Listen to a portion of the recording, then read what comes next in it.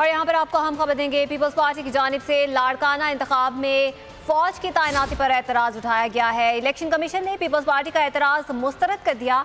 Article 218 के तहत इंतखाबात का इनेकाद इलेक्शन कमीशन की जिम्मेदारी है, जबकि तर्जुमान की जानिब से यह भी वाज़ेह किया गया है कि आज़ादाना और मुनसिफाना इंतखाब के लिए इलेक्शन कमीशन तमाम इक़दाम कर सकता है। उन्होंने ये भी कहा है कि एक्ट 2017 के तहत पाक आर्मी रेंजर्स को मैजिस्ट्रेट के इख्तियारात दिए जा सकते हैं। तर्जुमान इलेक्शन कमीशन की जानिब से ये भी कहा गया है कि तफवीज़शुदा इख्तियारात को आइन और कानून के मुताबिक इस्तेमाल करना है। आपको बताते चलें कि पाकिस्तान पीपल्स पार्टी की जानिब से लाड़काना में इंतखाबात के दौरान फ़ौज की तैनाती पर एतराज़ उठाए गए हैं, जबकि पाकिस्तान पीपल्स पार्टी की ये एतराज़ इलेक्शन कमीशन की जानिब से मुस्तरद कर दिए गए हैं।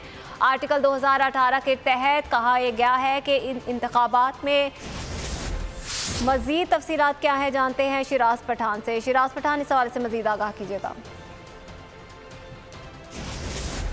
जी, काइंडली सवाल रिपीट कीजिएगा।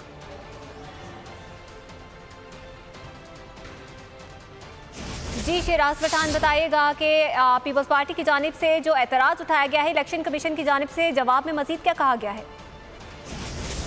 बिलावल भुट्टो जरदारी ने जो है वो भी अपना इलेक्शन कमीशन ऑफ पाकिस्तान की जानिब से जो नोटिस उन्हें दिया गया उन पे अपना एतराज़ दाखिल करवा दिया है।